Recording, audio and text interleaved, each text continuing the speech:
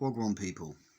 So I'm going to do a bit more on Eddie Bates. This is part 2, another story, a couple of stories. So Eddie was a fantastic DJ. He had all the stuff on vinyl: jungle, drum and bass, hip hop, garage, house, everything. And he one day got a gig in High Wycombe. It was in a club called The Attic. The Attic's not there no more. It was there a long time ago. This is 97. I think I was about 15. Yeah, I was 15. And there was the DJ. One of the DJs there was called that got Eddie this gig. He was called DJ Lovestone. And this guy, literally, me and Eddie, we went there, and there was quite a few people there. It was quite packed. And this guy DJ Lovestone was DJing, and as he's DJing, he's literally he's humping the decks as he's DJing, and me and Eddie were just wetting ourselves, watching him DJ. I'll never forget it. Yeah. And then there was this Italian DJ as well, and we went back to this DJ's flat at the end of the gig. And this Italian guy, we said, we need a taxi. He said, I'll call a taxi.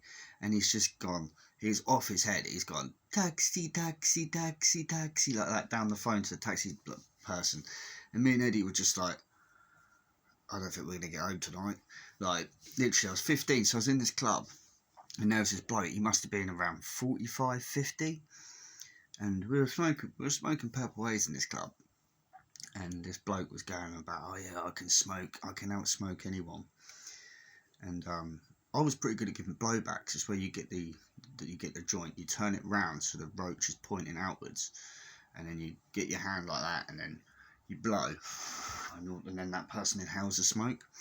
Anyway, I'd done this blowback. I blew as hard as I possibly could, no word of a lie. This bloke, this 50-year-old, he was on the floor in the middle of this club, coughing his guts up, literally, he couldn't breathe.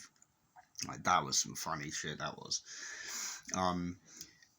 Again, me and Eddie, there was a load of us. It was me, Eddie, Tom, Phil Wood, Tom DeWall, Phil Wood, Chris Calver. We were all sat in Eddie's garage smoking. And me and Tom had been drinking a lot of cider. We used to drink a lot of cider when we were 14, 15. It was just cheap, easy to get. It was £2.50 for a bottle of cider.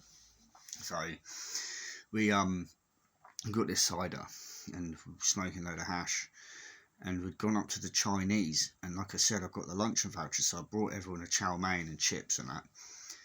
And unfortunately, me and Tom smoked too much. Now, this is my first whitey. It's where you smoke too much, and basically it's like drinking too much alcohol. So you turn pale white, go green. Tom sat on the deck chair like that. He's suddenly gone green, and everyone's looked round at him, and he's like, knockout. And everyone's like, oh no, here we go. And all of a sudden, Tom, I've started to feel a bit sick myself, so I've walked out onto Eddie's front garden. I start chundering. Tom DeWolf then suddenly just sat up, and he's literally, the noodles have flown out of his mouth, continuously, and then hit the garage floor and bounced. Now, Phil Wood did not like the sight of someone being sick, so he has jumped up, and there was a little garage window that was open at the back of the garage.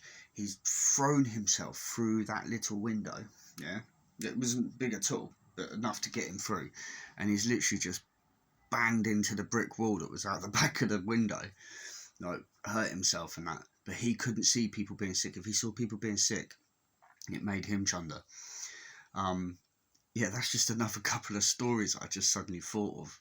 Also another one, when I was about 15 again, my dad built a canal boat with a friend of his called Owen, and we used to go on little holidays with him, on the canal boat.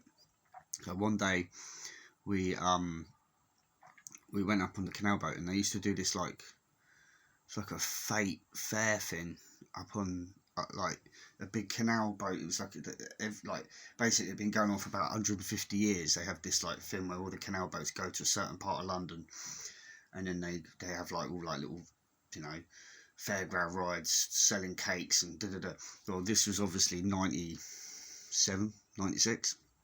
and Eddie was living in London at the time, and so Eddie's come and met me at this when I was staying on the boat, and Patsy Kensit and Liam Gallagher had come down to this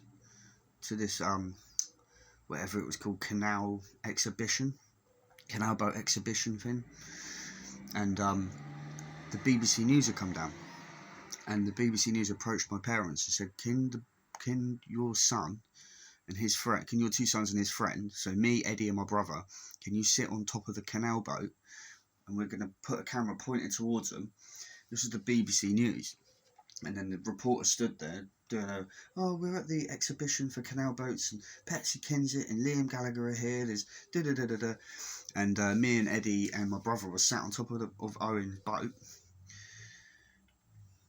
and my brother's pretending to play Game Boy, and we're sat behind him watching, and we were on the BBC News at 6 o'clock. Yeah, that was another little thing that just suddenly, a couple of stories that sprung to mind about Eddie Bates and me. There's loads more. Literally, we went to all kinds of raves, clubs, drum and bass events, like weddings, funerals. There's so much, like, growing up together. We did a lot together. But yeah, anyway, a couple more stories I just thought I'd get out there. Anyway, people, I'm going to go. Peace. Enjoy your evening, and I'll speak to you guys all soon, yeah? Much love.